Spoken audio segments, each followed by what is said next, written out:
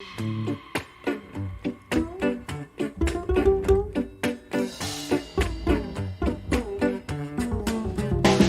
we are in the dark. No need to speak, no need. Welcome back to the Baltimore Orioles franchise on MLB the Show. I'm your host, longtime listener. Be sure to hit the like button, hit the subscribe button, and comment below. Orioles are going out to T-Mobile Park to take on the Seattle Mariners, who are having a little bit of a rough season here. Corey Seager looking for a high five from somebody here, left hanging, but whatever. We're going out to take on the Mariners, and it's going to be Justice Sheffield on the bump for the Mariners. The lefty, a 1.31 whip, is a little bit above the league average, but a ERA at 2.97 is pretty solid across 18 starts. He's 5-7 with 106 innings of work. First batter is Clay Hopkins, a 3-2 pitch, a backdoor slider that he just kind of rolls over, hits a grounder to third. He's retired, and now we take a look at the Orioles lineup. Chris Bryant still swinging a hot bat. This offense really doing a good job pretty much up and down. Valaika, a little bit of a rocky start to the season, as now we're actually approaching the All-Star break, so it's not just a start anymore. It's pretty much a rough season at this point. Corey Dickerson, next batter, draws a full count again and then takes the walk this time. So now Corey Seager with 2 outs in the inning after Dickerson had advanced on a fielder's choice. Couldn't hold up. He's down on strikes, and that's it for the Orioles. Now it's going to be Grayson Rodriguez going to the hill for Baltimore. He's 5-5 on the season. The whip at 1.48. It's just command. Command is key for him because when he's throwing strikes, he's really tough. He's going to get a strikeout here on Fuentes. Took him 6 pitches, though, as the count went full. Next batter, another long count, and this one is going to be inside for ball 4. Nice at bat there from J.P. Crawford, an 8-pitch walk. Now with 2 away, the runner on second. It's a ground ball to first, and Mancini going to pick it up and step on the bag to end the inning. So both teams had stranded the runner in scoring position. Now we go to the top of the second. It's Chris Bryant down on strikes. Glitch in recording here as we missed Pat Valaika hitting a solo home run there, but he puts him out front 1-0 a couple batters later. Then it's Adley Rutschman drawing a 1-out walk. He's on, and then it's Austin Hayes, a 1-2 pitch. He is twisted up on a slider up and in. Down on strikes for the second out of the inning, third K for Sheffield. Then it's Bobby Witt Jr., 3-2 pitch. He hits it hard, but right at the second baseman. And that's it for the Orioles in the second, but not before. Pat Valaika puts them on top 1-0. Dylan Moore swinging a miss. He's down on strikes. That would be the second out of the inning, and now second strikeout for Grayson Rodriguez. Now on to the third. Corey Dickerson, a 1-2 pitch with 1 away. He takes it back up the middle. That pitch was down, but he went down and got it, and he's on with a 1-out single. Then it's Trey Mancini, 3-2 pitch. Chopper back up the middle is going to be a tailor-made double play as he kind of led him right to the bag. And it is a 4-6-3 twin killing to end the threat in the third. On to the bottom of the third. First batter, Ben Ruda, swinging a miss on a nice change up there from Rodriguez. Make it 3 strikeouts. That would be the second out of the inning. Then it's Josh Fuentes, 0-2. Chases a slider off the plate. He's down on strikes. And make it 4 Ks for Grayson Rodriguez as he's starting to settle in. Now on to the fourth. Corey Seager, a slider down in a way that he was sitting on, and he yanks it over the right field wall and out of here. Another solo shot for the Orioles. Seager's 23rd of the season, going 373 feet to put them out in front 2-0. Later in the inning with a runner on first, it's Adley Rutschman, ground ball to third. They go around the horn for the 5-6-3 double play, or 5-4-3 double play to end the inning, but Corey Seager has made it 2-0 now as we head to the bottom of the fourth. Kyle Lewis with 1 away, swing and a miss. Nice slider there from Grayson Rodriguez, and that's 2 away, now 5 strikeouts for Rodriguez. On to the fifth. It's 1 away for Bobby Witt. Hits this one into right field, kind of inside outs that one for a base hit. And now 1 away for Clay Hopkins. This ball into the gap. Witt got a pretty good jump. Kind of hesitates here at third, as you will see, and is going to hold and will not score on that play. Probably would have made it with his speed. Not going to matter, though, as Corey Dickerson lifts a fly ball into center field, and that would be handled for a sacrifice fly as Witt comes in to score, makes it 3-0, 2 away in the inning for Trey Mancini now. Nice change up there from Sheffield. Gets him swinging to end the inning. But the Orioles add another one. It's 3-0. And Rodriguez still in control out there. First batter, though, in the 5th is going to take one down the right field line on a 3-2 pitch. That is the first hit of the ball game for the Mariners. But that success is going to be short-lived as Dylan Moore hits a ground ball to short. Witt handles, flips to second, and it's going to be a 6-4-3 double play. And the next batter would single, but Rodriguez is going to rebound again as he's going to get a swing and strike out there on Adolis Garcia to end the inning. So now 5 shutout innings for Grayson Rodriguez, just 2 hits allowed over that stretch. The Mariners are going to turn to the bullpen as it's going to be the lefty Nick Margevicius, I believe is how that's going to be pronounced. He's been okay for them this season, a 4.09 ERA across 88 innings of work and 40 appearances. 1 away with 1 on. He's going to get Chris Bryant twisted up, and that's going to be the first out of the inning as he's down on strikes. Next batter is Pat Valaika. He's going to kind of get jammed here, but takes it into right field for his second hit of the ball game. And now first and second, 1 away for Adley Rutschman. Swing and a miss, couldn't stay back on the slider. Down on strikes for the second out of the inning, and that would bring up Austin Hayes. 3-2 pitch, change up inside. He checked his swing. That'll load the bases for Bobby Witt Jr. First pitch to him is a fastball down and in. He golfs it into left field, but just missed it. And that would be caught just shy of the warning track for the final out of the inning as the Orioles strand the bases loaded. Rodriguez back to work. He's going to get Ben Ruta looking at a fastball up and away.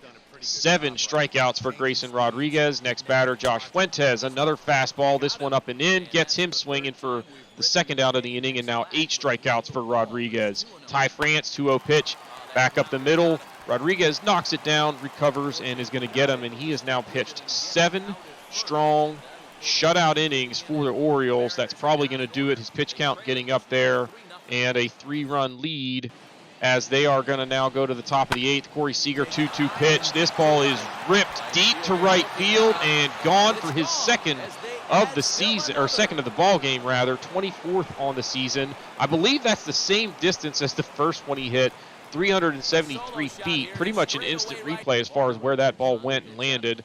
Pablo Navarro going to come on now where it's not a save situation. He comes on in the 8th, entering with the ERA at 5.4, actually down from where it was recently, but tough call there. He falls behind in the count now 2-1, and then later in the at-bat, 3-2 pitch. That one looked pretty good. Again, doesn't get the call, and Dylan Moore is on with a leadoff walk. So Navarro into a little bit of trouble here to start the bottom of the 8th. Next batter, Brian O'Keefe, ground ball to first, 3-6-3.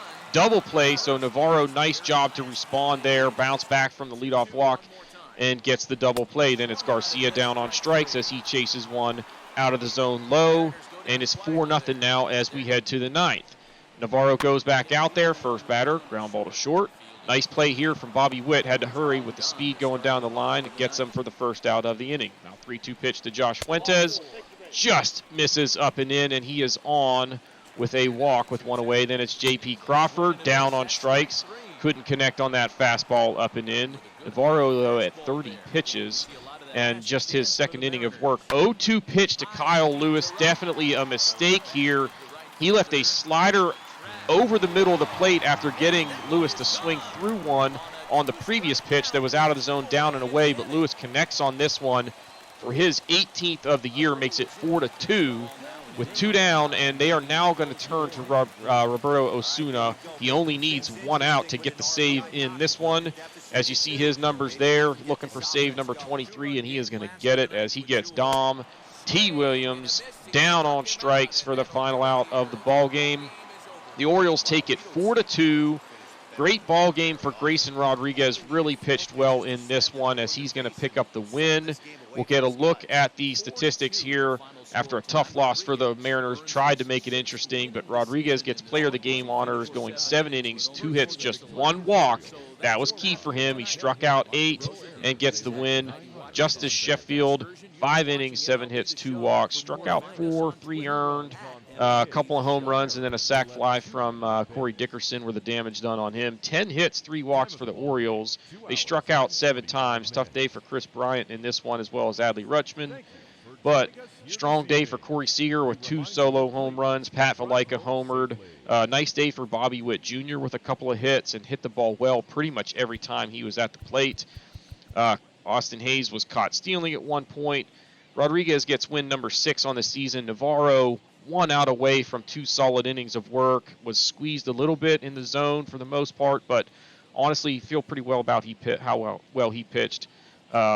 Roberto Osuna picks up save number 23 on the season. That's going to do it. Actually, let's look at the Mariners' numbers. 3 hits, 3 walks, 11 strikeouts. Kyle Lewis, the only noteworthy production is he hit that 2-run homer to get him on the board, but just 3 hits is going to make it tough to win. The bullpen doing an admirable job, allowing just 1 run over 4 innings. And over that stretch, just 3 hits and a walk allowed and struck out 3. But the Orioles, too much for them in this one as they take it 4-2. Before we wrap things up, we're going to take a look at some standings, stats, etc. around the league. As it is the All-Star break here, the Orioles are 4 games up in the division, as you can see there. We're going to look all the way around the league at all the stats, standings, etc. Starting with the American League East, it is the Orioles 4 games up over the Rays, 6.5 up on the Yankees. The Rays have won 9 out of 10 coming into the break, but the Orioles playing pretty good ball themselves. The Twins are 5.5 up on the Indians. The Tigers sitting in dead last in that division. The Angels are way up, 8.5 ahead of the Astros. The Rangers, the worst team in baseball, just dreadful record there, just 26 wins at the break. The Indians and Rays would have the wild cards if the season ended today, with the Astros and Yankees just 2 and 2.5 games back, respectively. The Braves 3 games up over the Phillies in the National League East. The Brewers 8 games up over the Cardinals. The Pirates dead last in that division yet again. The Dodgers are 56 and 33, 7.5 games up over the Padres. The Phillies and Padres would get the wild cards, with the Cardinals, Rockies, and Nationals all right there in the mix for the National League wild card at this point in the season. As far as statistics, we'll start by looking at Orioles numbers offensively, sorting by OPS top to bottom. It's Kris Bryant, 938 OPS. He's hitting .331 with 13 home runs, having a absolutely massive bounce back year. Corey Seager, 287, 24 home runs. Just love the production we're getting from our shortstop. Jorge Colon has been a nice surprise for us, hitting .336 this season. Also stealing 20 bases, so he is getting the job done for us for sure. Corey Dickerson, 295 with 12 home runs, really good year. Mountcastle hasn't been terrible, but like to see that average come up as we go deeper into the season. Adley Rutschman, 292. Want to see those power numbers come up, but absolutely thrilled with that production from a catcher, especially a young one. Pedro Severino doing an admirable job filling in on days where Rutschman needs a spell and there's a lefty on the hill. Mancini was really dreadful earlier. He's got the power numbers up, the average starting to creep up as well. Austin Hayes, respectable as far as the batting average. I like what we have there, but the power numbers a little bit of a disappointment. Pat Valaika was hitting about 200 a week or so ago. Has turned it on a little bit, but still not a very good season for him. Bobby Witt Jr. was hot early, has cooled off, but he's still young. Lots of room for improvement. Jahmai Jones, the average, a disappointment, just not getting on base enough to use that speed of his. So we'll see how he does down the stretch. Clay Hopkins, kind of a small sample size. Want to see those power numbers come up a little bit, but he's doing a decent job filling in on days where he's just platooning, playing against lefties. Kyle Stowers has been just absolutely awful pretty much all season. I think he actually did okay for the first couple of weeks of the season, but bottom line, we got to probably look at making a change there. So we'll see what we've got going on at the minor league ranks that we can maybe take advantage of. Roberto Osuna is the best pitcher on the team right now, having an outstanding season yet again as our closer. So keep an eye on him for maybe the Reliever of the Year award. Raisel Iglesias doing a very good job for us as the setup man. Syndergaard starting to pitch very well as we approach the All-Star break. He's now 9-6 on the season. The whip at 1.15 is pretty solid. A 2.9 ERA, also pretty good. Tyone, the whip is very good, but the ERA over 4, and it's mostly because he is giving up too many home runs. It's been pretty consistent that when he gets into trouble, he gives up a home run, and teams are doing damage on him quickly thanks to the long ball. John Means having an okay season, but nothing special as far as what he's capable of. Milton Burns has been rock solid all year long. He's 9-4. Really happy with what we're getting from him. Gorman has been okay. He's been better the last week or so, which really helps us because our left-handed relief pitching has not been very good so far this season. Grayson Rodriguez has been up and down, mostly because he struggles with command, but getting about what we would expect from him, to be honest. Navarro and Aiken are long relief guys. Neither of them have really gotten it going. So we'll see how that unfolds, but I'm not too worried about it. Dylan Tate, small sample size, so not much to say there. Paul Fry, our biggest disappointment in terms of pitching this year, as he has just not been very good for us in middle relief. Now we're going to take a look at the lineups so that we can look at our AAA and AA guys all in one screen. Ramon Urias, 263, 7 home runs, nothing special. Paez, again, nothing special. Peter Welch, he's hitting 305. 9 home runs is a little bit down from where you'd like to see a guy at AAA with his kind of, attribute ratings there. And the power numbers against righties coming down is a little bit of a concern. Also, discipline coming down. He's an A potential, so I'm not sure what the deal is there. Santander hitting 258 with 12 home runs. He's hot right now, but I'd like to see that average a little higher. I don't think he's the right guy for us to try and call up in exchange for Stowers. Now, Jeremy De La Rosa, however, interesting here. He's only 20 years old, so I don't think I'm going to call him up yet, but he's having an outstanding season.